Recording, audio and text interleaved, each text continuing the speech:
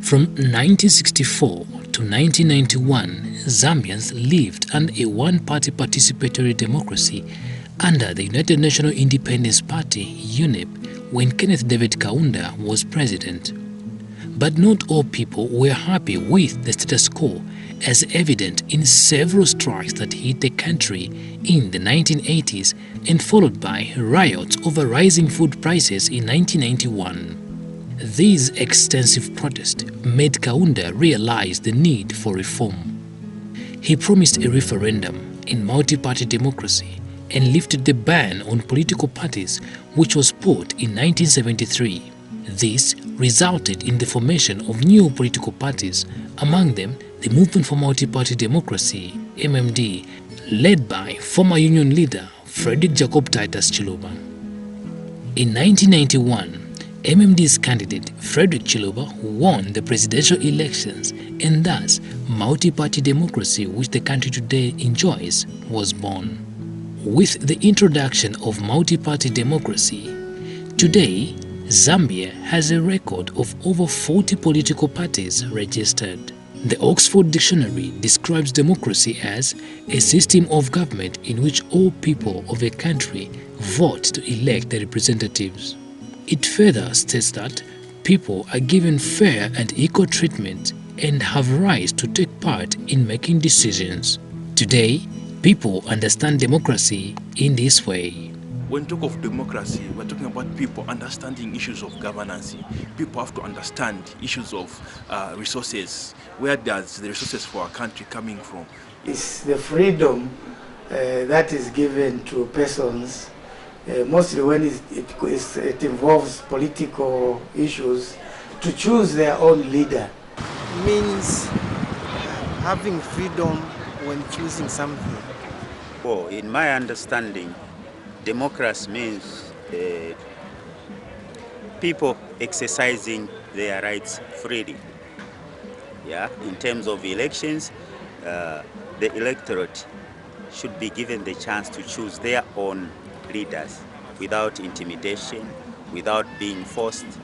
Democracy to me means a system of governance where leaders are put in place by giving the right to the people to choose them. Democracy simply means one has a right to belong to any political party, and all political parties can contest elections. At the time that individuals and political parties are contesting in elections, the general public is given promises as to what those seeking public office would do for them once elected. Hence, a vote is cast, and only one in each election is elected to represent the people. This is at all levels: ward, constituency, and national. One of the democratic benchmarks is having leaders put in office through the ballot. And many Zambians understand that they enjoy that right.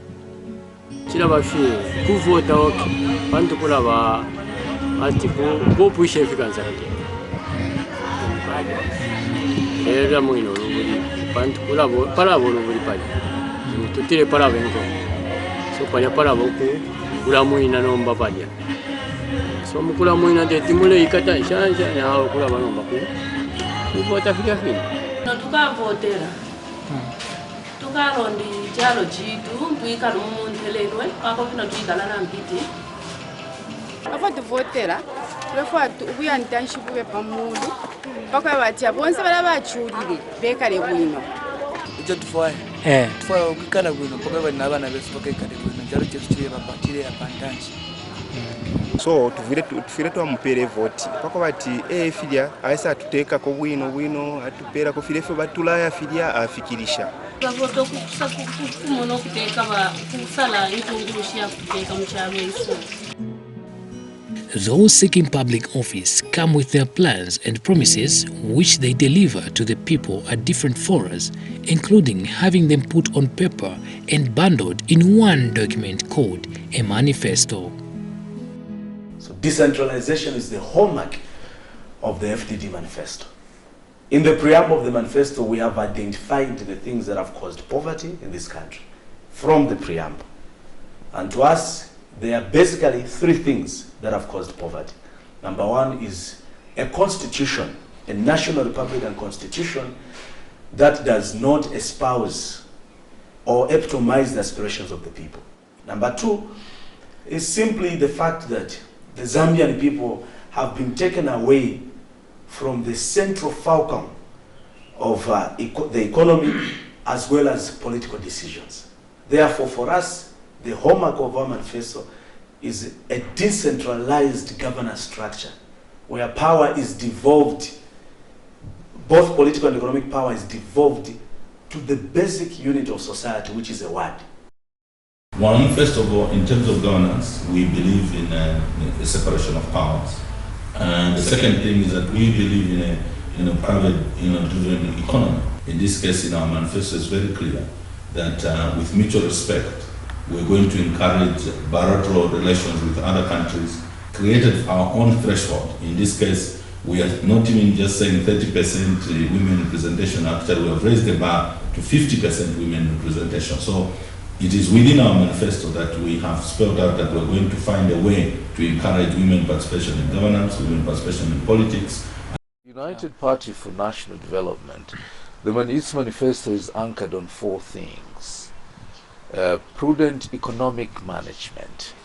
The economy should be managed properly. We want agriculture to thrive for reasons of food security within the country.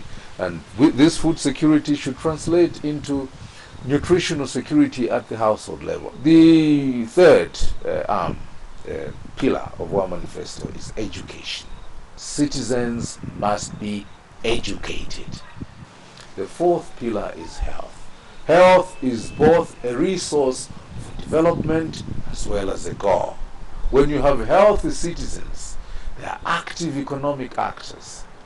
How we have packaged our party manifesto, I know that predominantly it starts with education and then thereafter goes with the economic sector, which is also further divided into agriculture, energy and many other factors. We also address the legal reform. We also address the relationship between us and NGOs.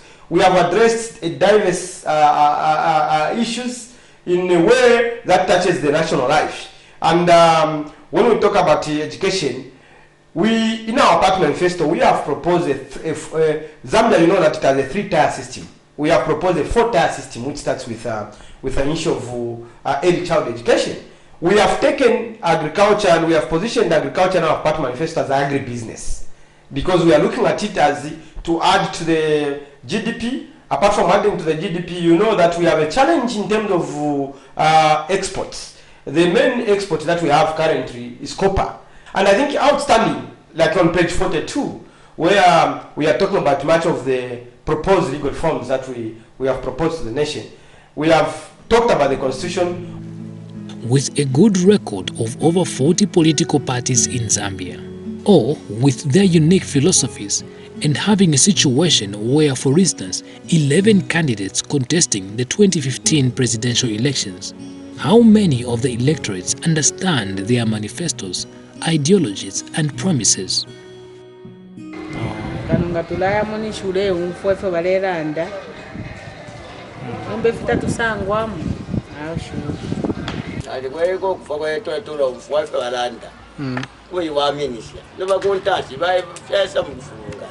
Kifilefia kwa ifuta bete confidence muri bashati avotengarana muri basati twaliketela ngo balelanda ati inenka chitefi balesta ile ya kulanda ati bale kupela ko hope ile ya kulanda ati kwenye uyunga ba president kwena fika chitu emukwa yetuka uvulikishe. In this country we don't interrogate the political party manifestos that are there. People do not even look at the manifestos. In fact, it is who has pleased them, and as a result, or who is popular in their own senses, but not even looking at the manifestos. Do manifestos have influence in good governance? And to what level have they helped Zambia's development since the introduction of multi-party democracy? Zambia has had, since the introduction of multi-party democracy in 1991, seen 2 political parties and 5 elected presidents governing the country. Yes, they do, if they are followed as they are drafted, that while they may influence the population, they are not adhered to. Consequently, in Zambia, one can win an election from nowhere without a manifesto. I think by and large, multi-party politics have brought freedom to speak, although we still have obstacles on the way. That is a plus that we must credit ourselves for. Multi-party democracy has brought competition in ideas. Multi-party has also really changed the mindset of the people. It's beginning to change the mindset of the people to slowly move away from being dependent on the state to doing things on their own. The only bad thing that has taken place that I don't like, in my view, and many people, is that it has tended to polarize Zambia based on a tribal affiliation. And I think that we shouldn't have foolish leaders who are going to keep on dividing Zambia along such an axis. Foundation for Democratic Process, FODEP, in its vision of having a democratic Zambia where government is accountable to its citizens and in which all citizens freely and willingly participate in social, political and economic affairs of the country, launched the State of Democratic Accountability in Zambia with the support from the Embassy of Finland in 2014. No, political accountability is a very delicate matter in the politics of this country, because when you are holding someone to account, it's either you are perceived to be trying to put them down so that they lose power, or indeed you are a surrogate of the opponent of that person. And because of that, it has become too difficult to hold individuals to account as institutions and organizations, NGOs to be particular. And this is why FODEP thought it prudent that this project of such nature should go to the electorate, who feel that elected leaders usually don't respond to their needs and interests at local level or indeed at national level.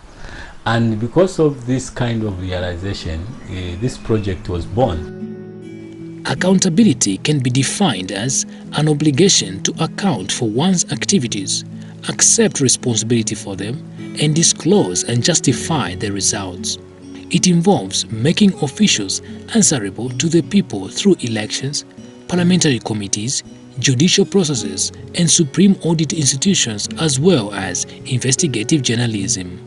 According to International Institute for Democracy and Electoral Assistance, IDEA, democratic accountability refers to many ways in which people, political parties, parliaments, media, civil society, and other actors provide feedback to, reward or sanction officials responsible for setting up and enacting public policy. But how can democratic accountability make a difference in a country like Zambia?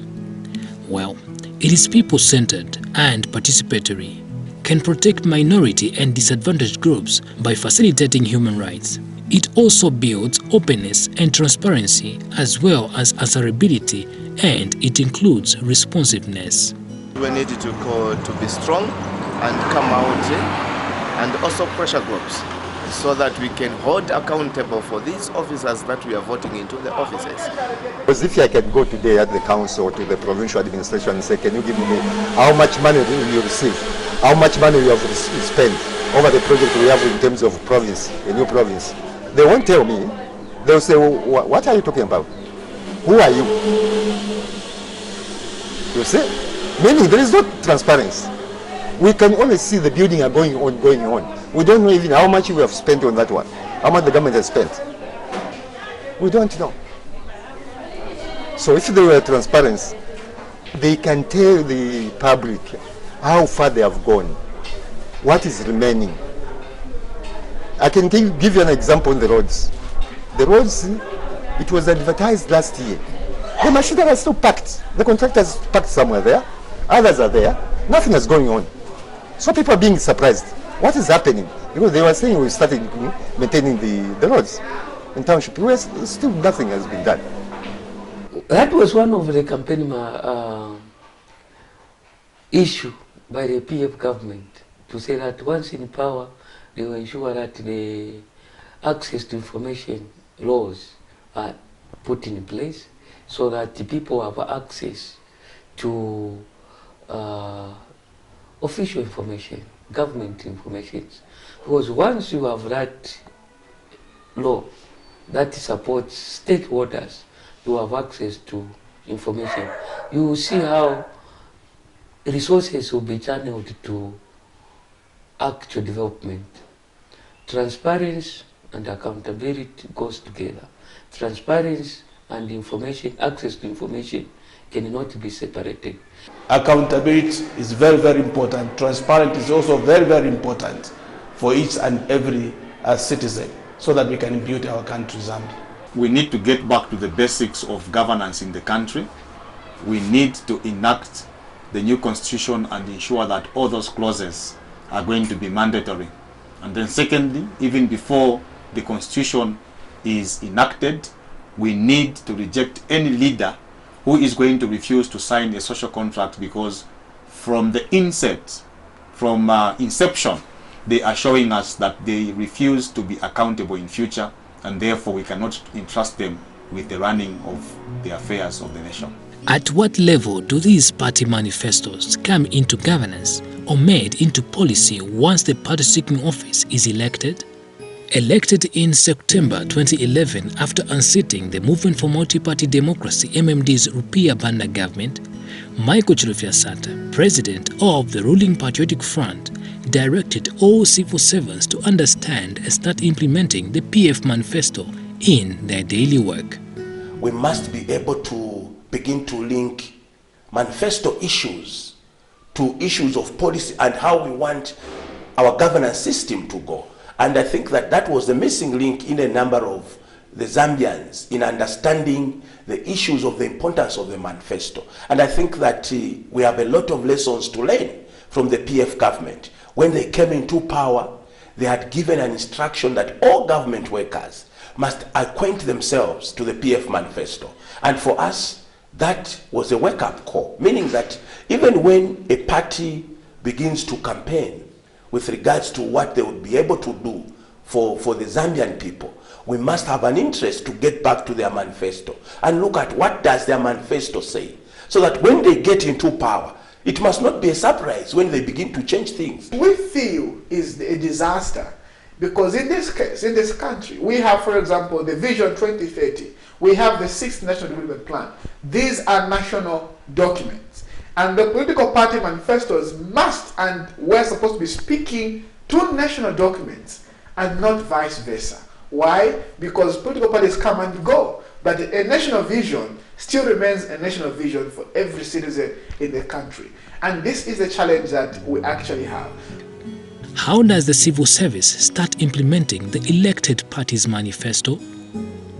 So the plans that are there, we want to follow the PF manifesto. That's why we are saying we needed first to deal with the issue of the DSA, the district situation analysis, so that now we can tap with what is in the PF manifesto in terms of accessibility, accessing health facilities, education facilities, agriculture, all those things. We want to tally them direct with what is contained in the PF manifesto.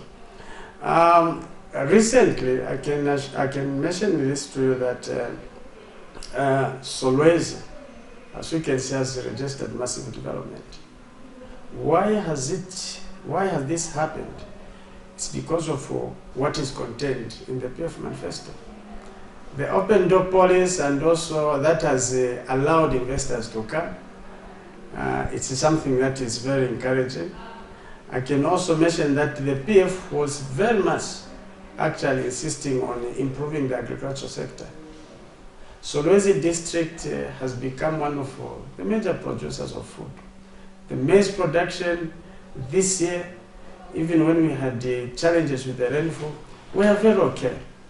We have registered very good and high production of maize and other crops, because we are saying we should not only rely on the mines. As you know, Solwezi is one of the major mining towns already. We have 3 mines in Solwezi. The Party Manifesto, first and foremost, it talked about it lined up the key aspects, the key areas of development. It talked about health, agriculture, infrastructure. Yeah. Now, if you look at in terms of education, of course, education, the Party Manifesto talks about phasing out the basic education, reintroducing the primary schools, and then the tertiary aspect. So the Party Manifesto somehow has given us a direction, and we are seeing, we are already moved from basic to primary schools. We have already seen the upgrading of primary school to secondary schools. We have already seen the political will of tertiary education. We are talking about diversification. That is one area the manifesto mentions also. Moving from maize to other crops like soybeans, groundnuts, going to livestock, rice, fish farming. These are the areas that are. Then also on the manifesto, maternal and child health is very critical. It has been mentioned in the Party Manifesto, and we are seeing government putting up rural health posts, the 8 rural health posts. Mind you, Mungwe has 15 rural health posts operating. Then we are talking about the 2 that will be put up by our cooperating partners, 17. Then 2 that have been put up by CDF, which are yet to complete. We are talking about 19, and the 8 that will be put up under these prefabs. So we are talking about 26 rural health posts. Those will be put up in, and of course the district hospital. So we are seeing the child and maternal health being addressed through as the Party Manifesto of the government.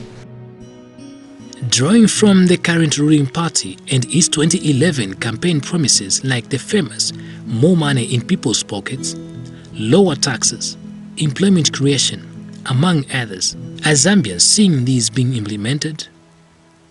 And talk of schools in school sectors, they are developing, yes, they are developing in that sector.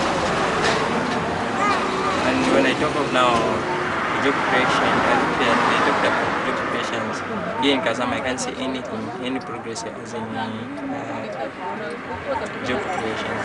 Wena ifingi fidafikirishiwa kwena fi no mwana wabula kuno kufikirisha kwalishupa tedi bafikirishe fyonse but ifingi fidafikirishiwa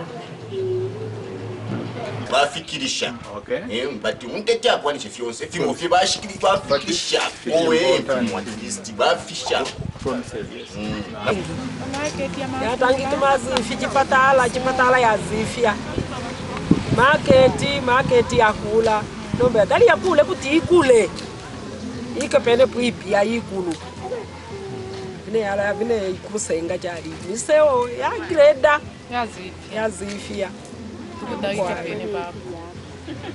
vintu ifingita batisakamana ikanga tulivota wala tulaya nombata besa mukufikirisha ifu batulaya abate bati bakatuwamisha emisebe tabayituwamisha bakatuwamisha kwa marketing bino bamulesha bana market tabalewami so yana kula kuyebantu fimole fikirisha nombe ngirine bawirire kumo babulire misebo kwa tebe twakula kokota ilo mwantu ale chulo mumbali umwe fo ifyakuli ero kabiri ukulingana n'efyo balayire balilayire kuti ati kilamushi ukaba malaiti ayo ero tulero lelana nomba tatulati tufimuni wena MMD ali bombele kulingana okuwomba nomba bale shako fimo lelo tuishile mona kuno utego wawasatana buwombasa sebwino ifipatala mumishi kuba nensuku fyabako 8 balebomba fyebwino fyalitampa n'okutampa eriyo na kabiri na banki na imbiri muno balekula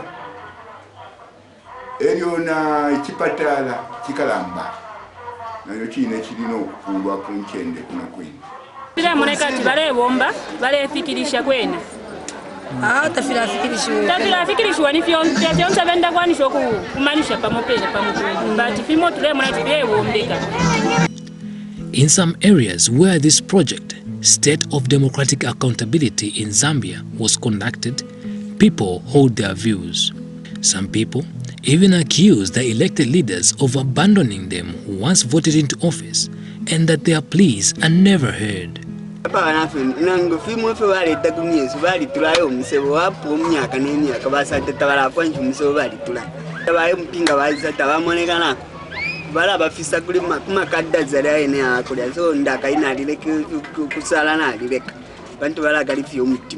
know, once they are elected, they will not consult the residents to see what is it that, because I believe development must come from the residents. The residents are the ones who are supposed to sit with an MP and say, this is what we want. You're supposed to have a development program, which the MP will build into the budget. You know, when you're doing budget proposals, those are supposed to, because he's the one who goes to Parliament and debate budget. But, you know, these MPs will never come back. Once they're elected, they'll never come back and ask the residents what we want.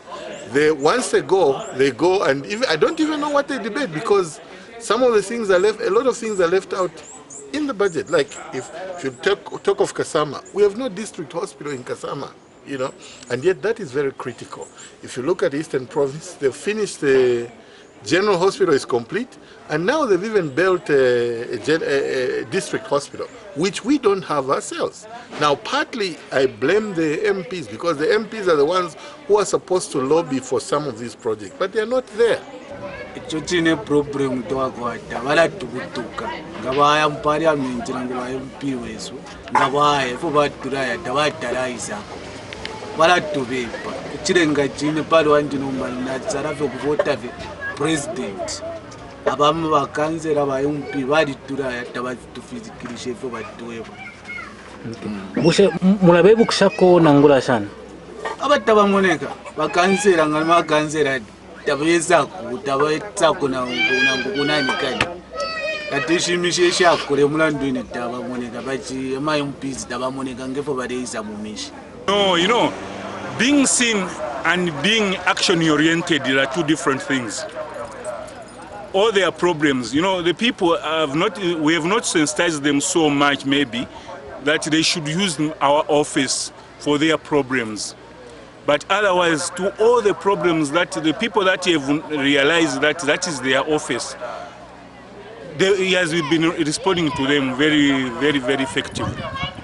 Right now, I have a document which I'm going to, he made the pronouncement that in Seluka, Kayambi Road will be done before September. This is what I'm taking, so that he makes a response as we talks.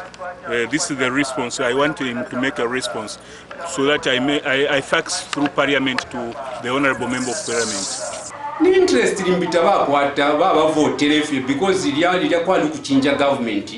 It was PF everything abantu baita tichiwe suit kwati chaba ni top abe PF MP abe PF na council abe PF so kwali kukusana officials of yonse kuvivika mu system o atendeke kuvota pale bati bintu kebera kuingira bulongone kuvota bena kuvota bati abantu kebera kubika mana kubantu ambane bantu bavota tubengije bibe ine kafako ne bate mwatu bene nga mwa votera bayako kwa aba already ami nafika mu parliament is enjoying umwine ke kuingirira abantu ambane ningire abantu bandetere kuroka fako ni ke babika ko mana.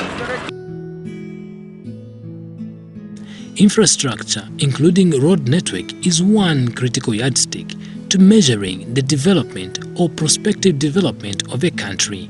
In northern, Muchinga, and northwestern provinces where this project was undertaken, Accolades fall on the current Patriotic Front government. Then on the other hand, road network, we have seen this road, Mbala Nakonde Road. That was our major problem in the past. But this time, since this government of PF was ushered in, that road is being constructed and they have done a very tremendous work.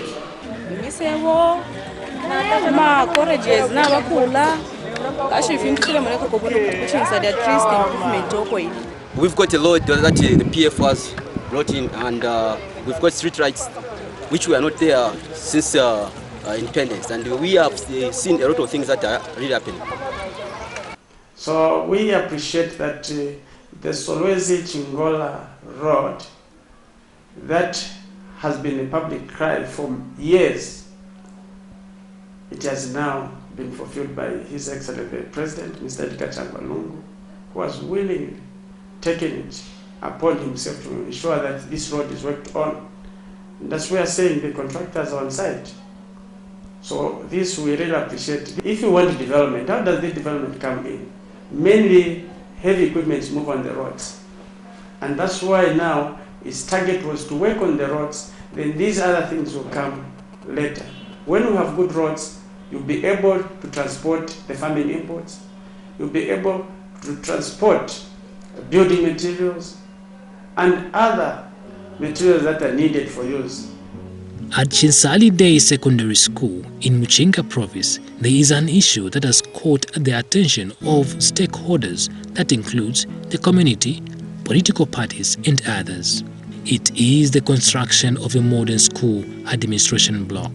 The construction of a modern school administration block is just but one project that has stalled, and resources spent on it cannot be accounted for. Is that the money that has been allocated to projects compared to the works, the two doesn't touch. You find a project maybe just like one project where a school was allocated 72,000 kwacha. But what is there is just basically foundation and heaps of sand and stones. So that is the main issue. Most of the projects have been scheduled done, or maybe money misappropriated. But some projects such as this maize grain selling point are completed and residents are happy with it. Councillor John Mumba of Kankula Ward in Chinsali Central stated that this infrastructure was built under the Constituency Development Fund, CDF. In Kasama, community performance monitors are for the idea that CDF is well needed for the development of the community, but only stresses these 2 points. For us, I think to some extent it has served its purpose. If only we can address issues of transparency, accountability in the management of CDF. It's a good idea which can easily attend to community urgent problems. I think it should continue as it is. As long what we need to do is to address issues of accountability, transparency, so that we minimize on the misuse of CDF funds. Has the ruling party, through Michael Chilufya-Sata and now Eddie Galungu, meeting or perhaps likely to meet the 2011 campaign promises? The current government promised the people that they are going to give a people-driven constitution within 90 days. It is now 4 years down the line. We do not have a constitution. And we have heard ministers, even senior members of the government, explicitly, without remorse, saying that we were just campaigning. You know, those were just campaign words. But if politicians can outrightly decide and choose to lie in front of you and tell you we lied, and so now because we wanted to get what we want and we cannot hold them accountable, then our democracy is failing. I know that the word the numbering 90 days would have been mentioned through campaigns and the right, which we cannot run away from. But my brother, where you can pin us on is an issue of our 50-page manifesto, which states clearly, and there's no 90 days in the manifesto. You go and check page 42.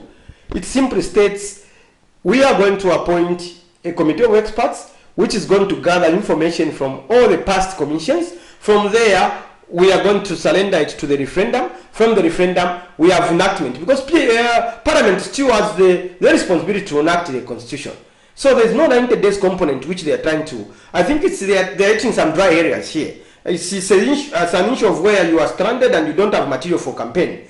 Then you want to overemphasize 90 days. We know that 90 days is an outdated thing as things stand for now, and I think they should not continue hammering it unless they have not read our manifesto.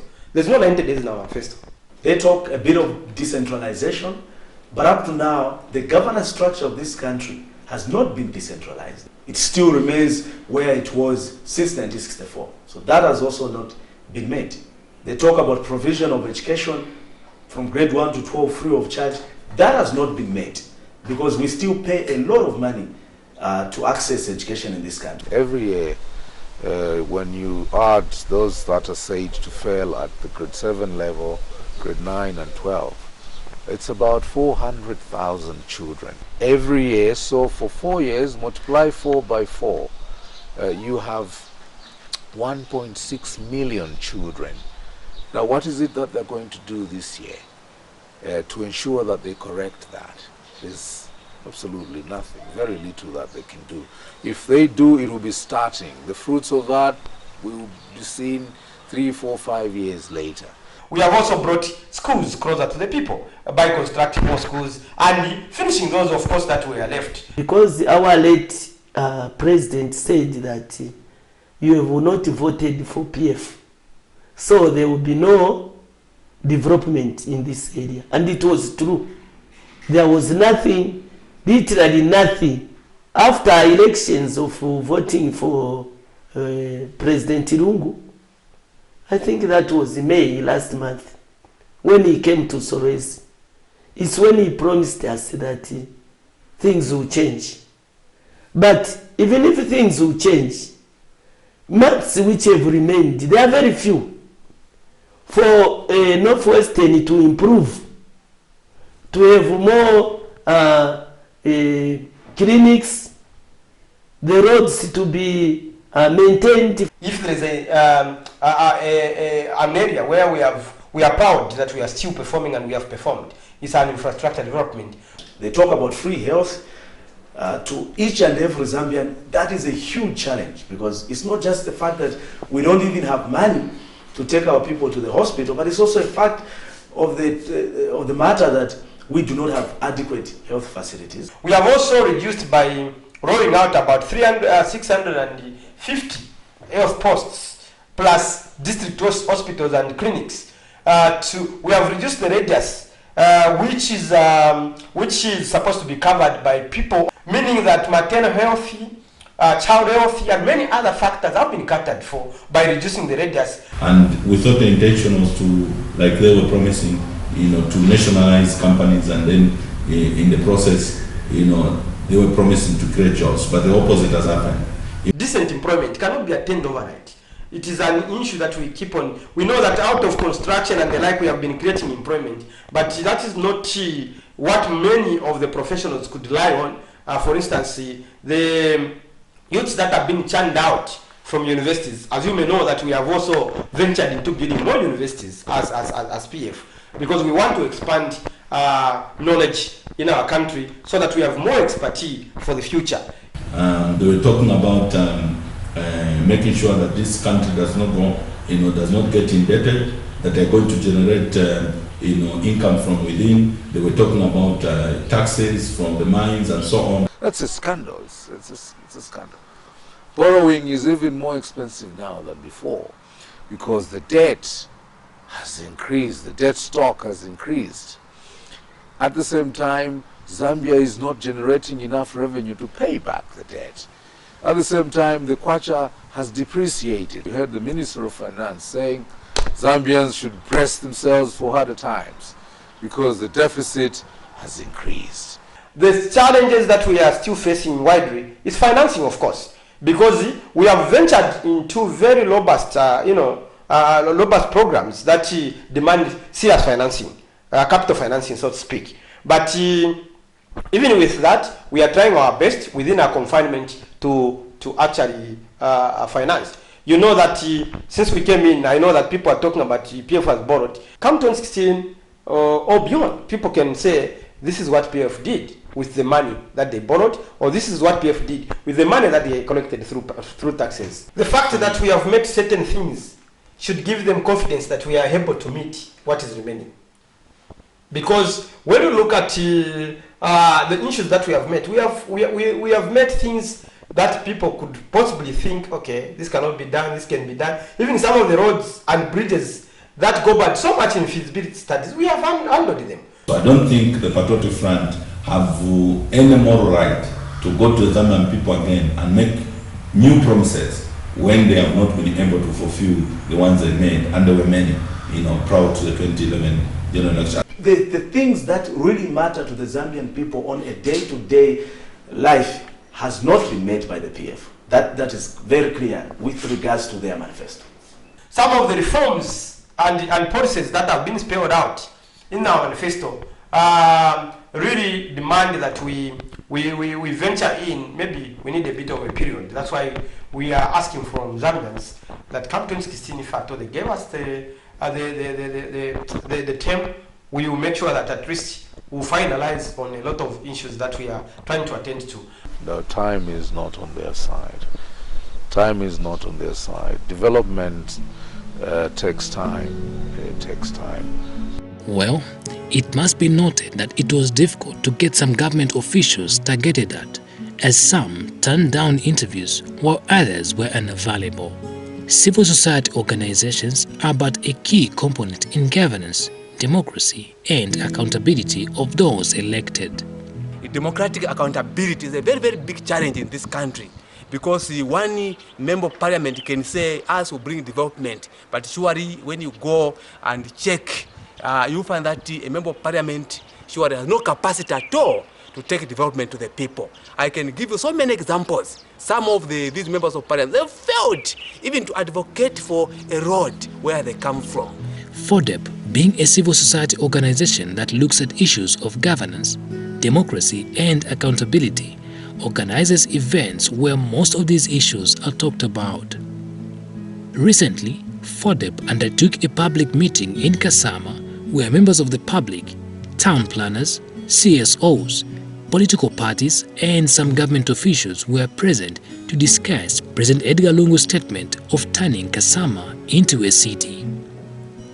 The event was held under the catch, "Is Kasama ready for city status?"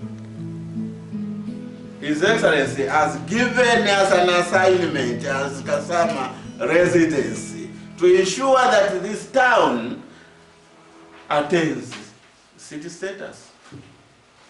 Yes, that's what it means. It's an assignment from the head of state, and we should embrace it. Because ideally, since it was a district council, I could have expected at the time it became a municipal council, a new township boundary would have been generated. But it was not done. So we are talking about a city now. When we are looking at a township boundary that was created for a district council. I say so in the sense that for now, I don't know if we have a vision as Kasama Municipal Council. I don't know if somebody can stand and say the vision for Kasama is this. We don't have it. If we are to talk about the strategic plan, I don't think it is in place, apart from the Ministry of Finance strategic plan. But we don't have a strategic plan that should guide the development of this place, just to a certain minimum, even before the issue of city status comes in. Because we have tempted it before. Even in Kasama, when it was declared a municipal, it didn't even qualify with municipal status. It was forced to the people, and that's why the problem has continued now. And you want to put the status which you haven't solved, and you add more to the city status. It will not work. The status of Kasama Municipal Council to a city council will be a unique governance mechanisms which will gather the central government, the local government, and civil society around the collaborative partnership with the formation peculiar to Kasama as provided as a provincial administrative center.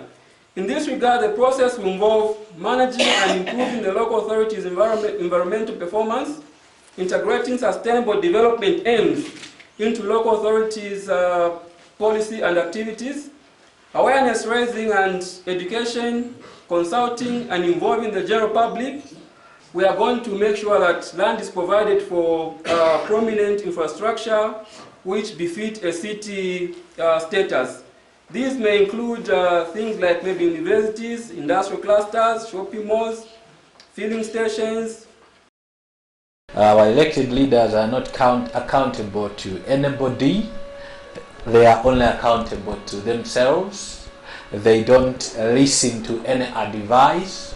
Only they are right.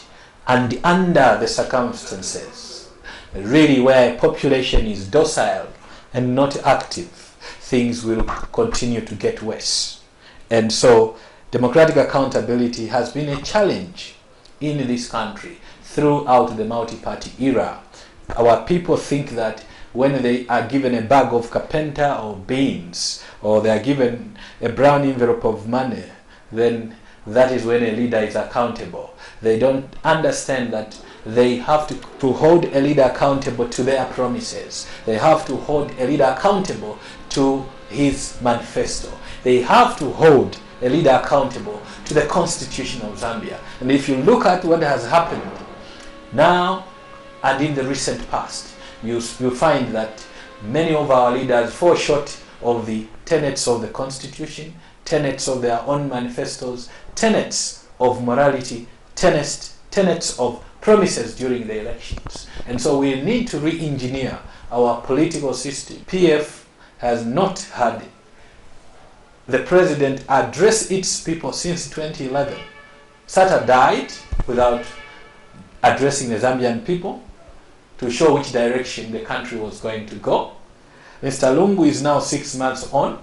Every leader and every political party would like to be showing the people the direction they are taking from time to time, particularly under the PF where there has been inconsistency in policy.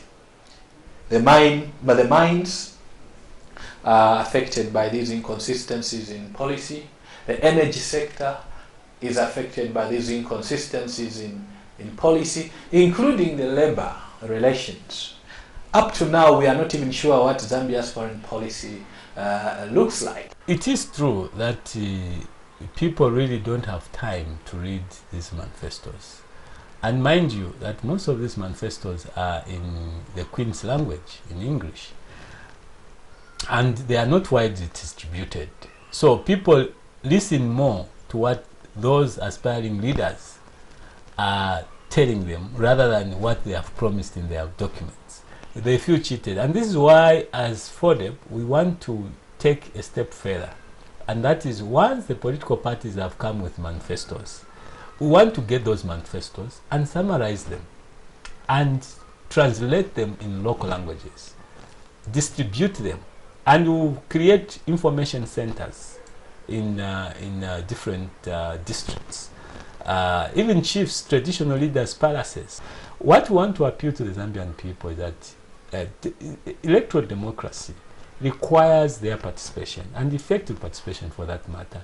It's not a democracy that requires you to be a passenger. But above all, the state of democratic accountability requires that the Constitution is giving those mechanisms for people to hold their leaders to account. And this is why we call Zambians that let us unite in demanding for a new people-driven constitution that will give us enough leverage to demand for accountability from our leaders. Otherwise, we'll continue complaining, we'll continue treating our leaders as monsters or indeed as gods, and yet they are supposed to be our servants.